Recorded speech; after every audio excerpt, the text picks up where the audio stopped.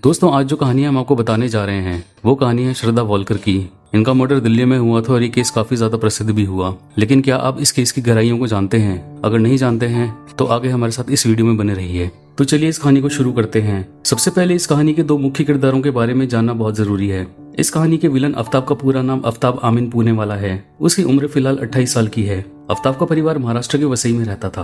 आफ्ताब इस घटना को अंजाम देने से कुछ महीने पहले तक मुंबई में ही रहा करता था। वहीं से इसकी पढ़ाई लिखाई हुई थी। आफ्ताब ने होटल मैनेजमेंट किया हुआ है। इसके अलावा आफ्ताब मुंबई में एक बड़े 5 स्टार होटल से शेफ की ट्रेनिंग भी ले चुका था। वो एक वेल ट्रेन्ड शेफ है और सोशल मीडिया पर आफ्ताब की पहचान एक फूड ब्लॉगर की भी है। इसके अलावा आफ्ताब ने लंबे समय तक एक कॉल सेंटर में भी काम किया था। दूसरी तरफ अगर हम इस कहानी की पीड़िता श्रद्धा की बात करें तो इनका पूरा नाम श्रद्धा वॉलकर था। श्रद्धा की उम्र अभी यही कोई 26 साल के आसपास थी। श्रद्धा का परिवार महाराष्ट्र के पालघर में रहता था। श्रद्धा के पिता विकास वालकर पास के ही बाजार में अपनी एक छोटी सी इलेक्ट्रॉनिक की दुकान चलाते हैं। माँ का नाम सुमन था और श्रद्धा का एक 23 साल का भाई है। श्रद्धा के माता पिता के आपसी रिश्ते बहुत बेहतर नहीं थे, इसलिए श्रद्धा के पिता अलग रहा करते थे, जबकि श्रद्धा की माँ दोनों बच्चों को लेकर अलग रहा करती थी। श्रद्धा की अपने पिता से शायद ही कभी बात होती थी। श्रद्धा का जन्म जरूर एक छोटे से शहर की मिडिल क्लास फैमिली में हुआ था, मगर उसके सपने बहुत बड़े बड़े थे। उन्हीं सपनों को पूरा करने के लिए वह अपनी पढ़ाई लिखाई पूरी करने के बाद श्रद्धा पालघर छोड़कर 2018 में मुंबई शहर में आ जाती है और यहाँ मलाड में कुछ दिनों तक अपने एक दोस्त के पास रहने लग जाती है और नौकरी की तलाश में लग जाती है। श्रद्धा ने मास मीडिया में डिग्री हासिल की हुई थी। कुछ कोशिशों के बाद श्रद्धा को एक मल्टीनेशनल कंपनी के कॉल सेंटर में जॉब मिल जाती है। जॉब करते हुए जब श्रद्धा को कुछ महीने बीत जाते हैं, इसी दौरान 2019 के मई महीने में श्रद्धा की दोस्ती एक डेटिंग ऐप पर आफ्ताब आमीन पूने वाला के नाम के लड़के से हो जाती है। बातचीत के दौरान पता चलता है कि आफ्ताब भी एक मल्टीनेशनल कंपनी के कॉल सेंटर में ही काम करता है। इसके अलावा वह पार्ट टाइम फूड ब्लॉगिंग भी करता था और फोटोग्राफी का काम भी किया करता था। शुरुआती बातचीत के बाद इन दोनों की दोस्ती बढ़ जाती है और कुछ समय के बाद मिलने का भी प्लान करने लगते हैं। पहली एक दो मुलाकात के बाद ही श्रद्धा आफ्ताब से काफी प्रभावित हो गई थी और इन दोनों की काफी अच्छी दोस्ती हो गई थी। दोनों लिव इन में रहने का प्लान बनाने लगते हैं। इन दोनों की दोस्ती मई के महीने के आसपास में हुई थी और 2019 के अक्टूबर महीने में ये एक फ्लैट किराए पर ले लेते हैं और एक साथ लिव इन रिलेशनशिप में रहने लग जाते हैं। यहाँ कुछ महीने रहने के बाद ये दोनों वसई में रहने लग चले जाते हैं। कुछ महीने ही इन दोनों को साथ रहते हुए थे। अब दोनों फैसला करते हैं कि हम शादी कर लेंगे। इसी फैसले के बाद श्रद्धा अपनी माँ के पास जाती है और उन्हें बताती है कि मैं आफ्ताब नाम के एक लड़के के साथ रहना चाहती हूँ और उससे शादी करना चाहती हूँ। इतना सुनते ही श्रद्धा की माँ बेटी को समझाना शुरू कर देती है और कहती है कि वह दूसरे धर्म के इंसान से शादी नहीं करेगी। तरह तरह से श्रद्धा की माँ श्रद्धा को समझाने की लाख कोशिश करती है, मगर उनकी सारी कोशिश नाकाम हो जाती है और ये कुछ समय के बाद झगड़े का रूप ले लेती है। आखिरकार श्रद्धा घर से यह कहकर निकलते हुए अपने घर वालों को बोलती है कि अगर आप राजी नहीं होंगे तब भी मैं आफ्ताब से ही शादी करूंगी और अब आप समझ लो कि मैं आपकी बेटी ही नहीं हूँ। इतना कहने के बाद अपना सामान लेकर श्रद्धा वहाँ से निकल जाती है और आफ्ताब के साथ लिव इन में रहने लग जाती है। श्रद्धा को इस तरह घर छोड़कर गए हुए कुछ ही महीने हुए थे कि जनवरी 2020 में अचानक से श्रद्धा की मां को दिल का दौरा पड़ता है और उनकी मृत्यु हो जाती है। श्रद्धा को जब इस बात का पता चलता है तो वो मां के अंतिम संस्कार में शामिल होने के लिए घर जाती है। इस बार वह कुछ दिनों तक घर रुकती है। एक बार फिर से वापस आकर आफ्ताब के साथ वो फिर से रहने लग जाती है। इधर अब तक आफ्ताब और श्रद्धा के बीच सब कुछ काफी अच्छा चल रहा था, लेकिन जब श्रद्धा आफ्ताब से शादी करने के लिए कहती है तो आफ्ताब उसे टालने लगता है। बात को लेकर दोनों में काफी बहस होती है। इसी नोकझोंक के बीच आफ्ताब श्रद्धा पर हाथ भी उठा देता है। श्रद्धा को इससे काफी ठेस पहुंचती है और वह अपनी एक सहेली को फोन करके कहती है, आफ्ताब ने मुझे मारा और धमकाया है। मैं पुलिस कंप्लेंट करने जा रही हूँ और अब इसके साथ नहीं रह सकती। आपकी जानकारी के लिए बता दें कि श्रद्धा की दोस्त ने इस बात का खुलासा हाल ही में किया है। इस घटना के बाद आफ्ताब श्रद्धा से माफी मांगता है और आइंदा से ऐसी गलती ना करने की कसम भी खाता है। इसलिए श्रद्धा उसे माफ कर देती है और फिर से एक बार उसके साथ रहने लग जाती है। कुछ महीने तक सब कुछ ठीक ठाक ही चलता है, लेकिन श्रद्धा के दोस्त के दावे के अनुसार 2021 जुलाई के महीने में एक बार फिर से आफ्ताब ने श्रद्धा को बुरी तरीके से मारा पीटा था और एक बार फिर से श्रद्धा ने पूरी घटना अपनी दोस्त को बताई थी और एक बार फिर से आफ्ताब को छोड़कर जाने की बात की थी। मगर इस बार भी आफ्ताब किसी तरह श्रद्धा को मना लेता है और दोनों साथ रहना जारी रखते हैं। इसी लड़ाई झगड़े के बीच 2022 आ जाता है। आफ्ताब और श्रद्धा मूड फ्रेश करने के लिए हिमाचल ट्रिप का प्लान बनाते हैं और फरवरी के अंत में कुछ दिनों के लिए यह दोनों मौज मस्ती करने के लिए हिमाचल चले जाते हैं। वहां से वापस आने के बाद यह दोनों फिर से मुंबई आकर अपने काम में लग जाते हैं। इसी दौरान अब श्रद्धा एक बार फिर से आफ्ताब को शादी करने के लिए कहती है। इस बार आफ्ताब अपने घर जाता है और घर वालों से कहता है कि मैं श्रद्धा के साथ पिछले लगभग 3 साल से लिव इन रिलेशनशिप में रह रहा हूँ और उसी से शादी करूंगा। श्रद्धा के माता पिता की तरह आफ्ताब के घर वाले भी अलग धर्म की दुहाई देते हुए इस रिश्ते को नामंजूरी दे देते हैं और आफ्ताब को हिदायत देते हैं कि जितनी जल्दी हो सके तुम इस रिश्ते को खत्म कर दो। जब दोनों के ही परिवार वाले इस रिश्ते के लिए मना कर देते हैं तो आफ्ताब श्रद्धा को कहता है कि अगर हम मुंबई में रहे तो हम दोनों शादी नहीं कर पाएंगे, इसलिए बेहतर है कि हम दोनों दिल्ली चले जाएं और वहीं जाकर अपनी जॉब ढूंढें और वहीं पे रहने के बाद नई जिंदगी शुरू करें। इसी के बाद 8 मई 2022 को श्रद्धा और आफ्ताब दिल्ली आ जाते हैं और दिल्ली आने के बाद पहली रात यह दोनों एक होटल में गुजारते हैं। अगले दिन छतरपुर इलाके में रहने वाले अपने दोस्त के यहाँ चले जाते हैं और फिर एक फ्लैट छतरपुर इलाके में ही किराए पर ले लेते हैं और यहीं श्रद्धा और आफ्ताब साथ में रहने लग जाते हैं। माँ की मौत के बाद घर वापस आने के बाद श्रद्धा ने सिर्फ 2 बार अपने पिता को फोन किया था और उसके बाद से फिर श्रद्धा ने अपने पिता से कभी कोई बात नहीं की। भले ही श्रद्धा की अपने पिता से या भाई से कोई बात नहीं होती थी, मगर कुछ दोस्त ऐसे थे जिनसे अक्सर श्रद्धा की बात हो जाया करती थी और उनके जरिए श्रद्धा के पिता और भाई श्रद्धा का हालचाल पूछ लिया करते थे। इसके अलावा श्रद्धा अक्सर इंस्टाग्राम पर अपनी तस्वीरें पोस्ट किया करती थी।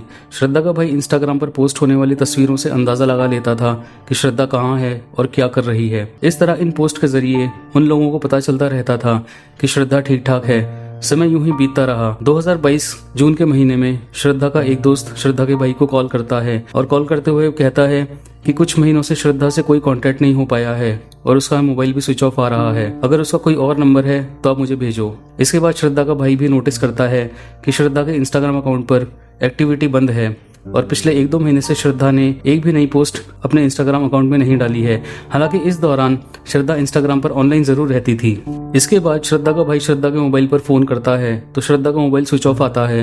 एक तरफ इंस्टाग्राम अकाउंट से अब कोई नई तस्वीर पोस्ट नहीं हो रही थी, दूसरी तरफ श्रद्धा का मोबाइल भी स्विच ऑफ हो गया था। ऐसे में अब उसके भाई को कुछ अनहोनी की आशंका सताने लगती है। वह अपने पिता को भी इस बारे में बताता है। श्रद्धा से भी उनकी बात नहीं हो पाती है और ना ही आफ्ताब से उनका कोई कॉन्टैक्ट हो पाता है।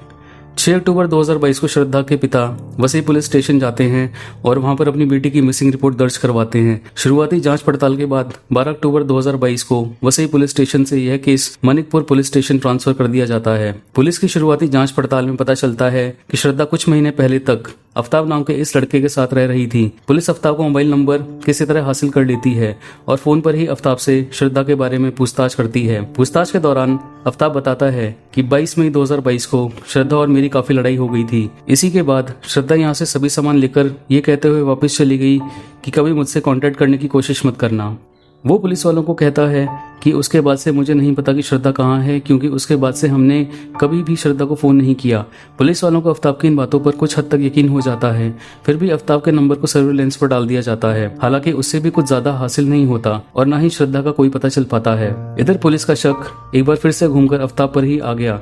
इसलिए 3 नवंबर 2022 को एक बार फिर से आफ्ताब को दिल्ली से मुंबई आकर थाने में पेश होने के लिए कहा जाता है और एक बार फिर से यहाँ आफ्ताब से पूछताछ शुरू की जाती है।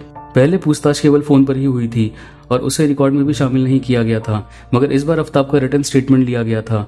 इस बार भी आफ्ताब ने अपनी पुरानी बात ही बोलते हुए कहा कि 22 मई 2022 को मेरी और श्रद्धा की लड़ाई हो गई थी। उसके बाद श्रद्धा रूम छोड़कर चली गई। अब मुझे नहीं पता कि श्रद्धा कहाँ है। इस पूछताछ में भी पुलिस को बहुत ज्यादा कामयाबी नहीं मिली और एक बार फिर से आफ्ताब को छोड़ दिया गया। इस पूछताछ के बाद आफ्ताब वापस दिल्ली आ जाता है।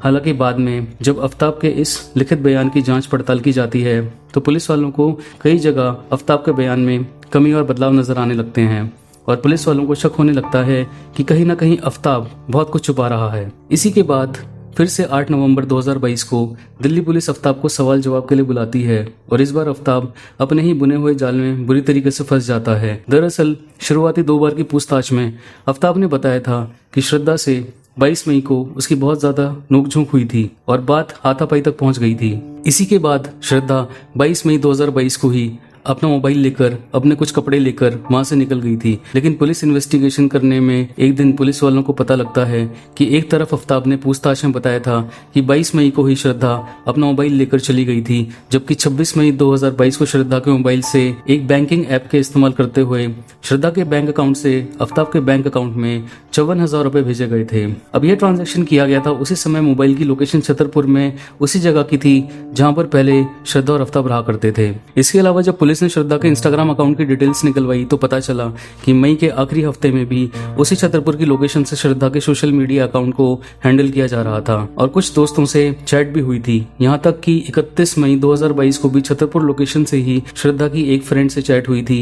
अब दिल्ली पुलिस आफ्ताब से सवाल करती है कि अगर 22 मई को ही श्रद्धा यहाँ से जा चुकी थी तो आखिर उसका मोबाइल फोन कैसे पहले 26 मई और फिर 31 मई को इसी घर पर ऑन हुआ था और उससे ट्रांजैक्शन हुई। आफ्ताब इन सवालों का प्रॉपर जवाब नहीं दे पाता है और फिर कड़क पूछताछ का दौर शुरू हो जाता है।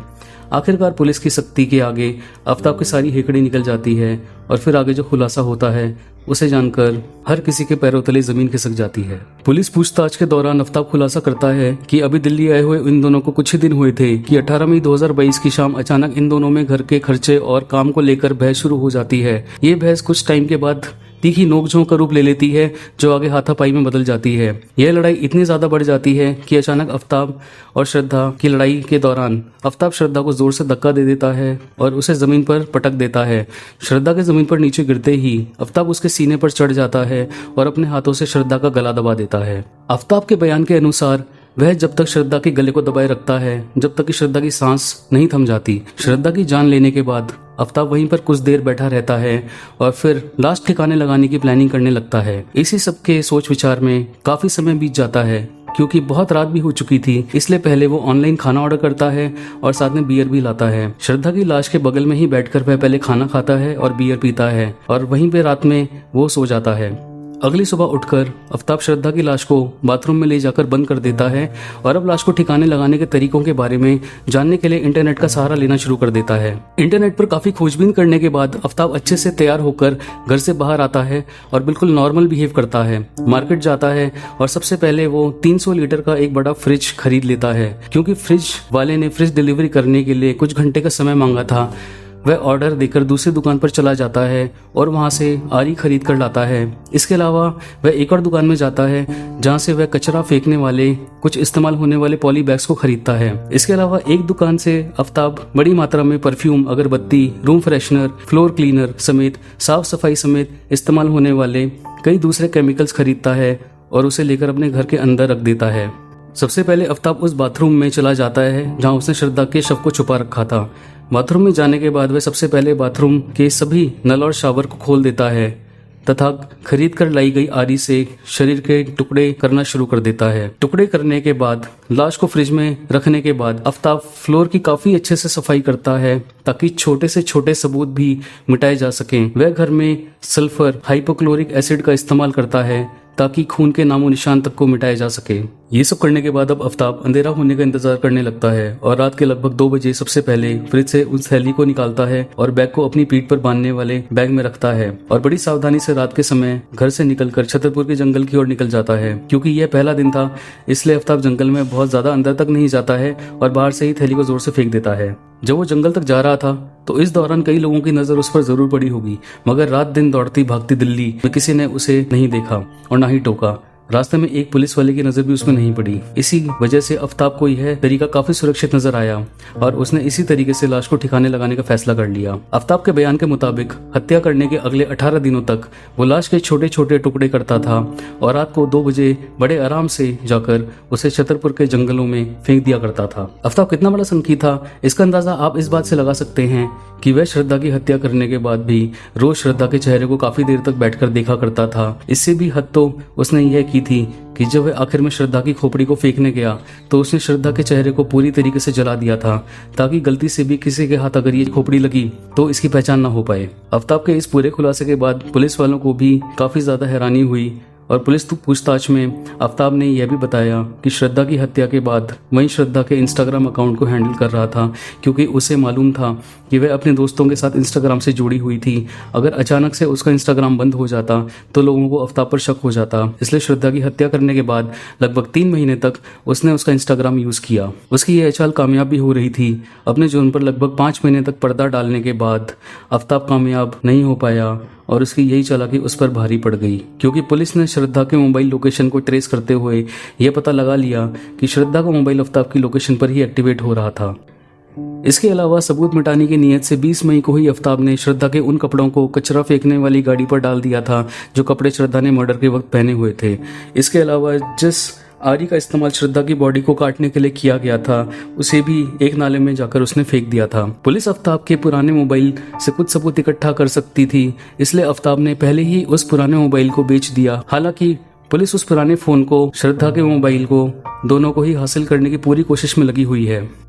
पुलिस जांच में कुछ और ऐसे खुलासे हुए हैं जिसे सुनकर आपको भी ज्यादा झटका लगेगा। एक तरफ घर के अंदर फ्रिज में श्रद्धा की लाश के टुकड़े रखे हुए थे, तो दूसरी तरफ इसी दौरान आफ्ताब ने उसी डेटिंग ऐप के इस्तेमाल को करते हुए एक और लड़की को अपने जाल में फंसा रखा था और उसे भी दोस्ती कर ली थी, और फिर वो उसे कई बार अपने उसी फ्लैट में बुलाया करता था। आफ्ताब के बयान के मुताबिक उसकी वह दोस्त आती थी तो उस दिन वह फ्रिज से श्रद्धा के शरीर के टुकड़ों को निकालकर अलमारी में रख दिया करता था ताकि किसी को मर्डर का पता न चल सके।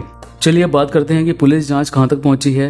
आफ्ताब के खुलासे के बाद पुलिस ने सबसे पहले आफ्ताब को स्थानीय अदालत में पेश किया, जहां पुलिस ने उसको 5 दिन के रिमांड पर भेज दिया। पुलिस का पहला लक्ष्य यह है कि सबूत को इकट्ठा करना ज्यादा जरूरी है। आफ्ताब जो बात कह रहा है वो सच है या नहीं, ये पुलिस के लिए जानना ज्यादा जरूरी है और ये एक चुनौती बनी हुई है। बल्कि पुलिस ने जिस अपराध के लिए इसको पकड़ा है, उस चीज के लिए जो पुलिस को सबूत चाहिए, पुलिस उनको जुटाने में अभी लगी हुई है और पुलिस अभी उसमें पूरी तरीके से सक्षम नहीं हुई है।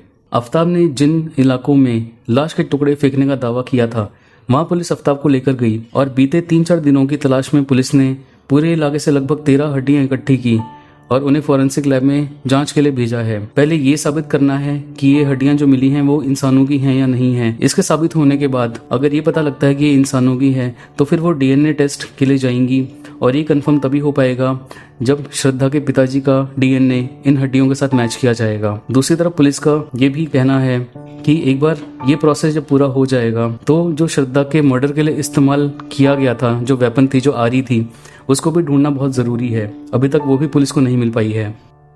तो पूरी कहानी जानने के बाद और पूरा वीडियो देखने के बाद इस केस को लेकर आपका क्या कहना है हमको ज़रूर बताएं। और अगर आपको हमारी वीडियो पसंद आई है तो हमारे चैनल को सब्सक्राइब करें ताकि हम आपके लिए आगे भी ऐसे ही वीडियोस लेके आते रहें। हमारे साथ यहाँ तक बने रहने के लिए धन्यवाद। मिलते हैं आपसे अगले वीडियो में।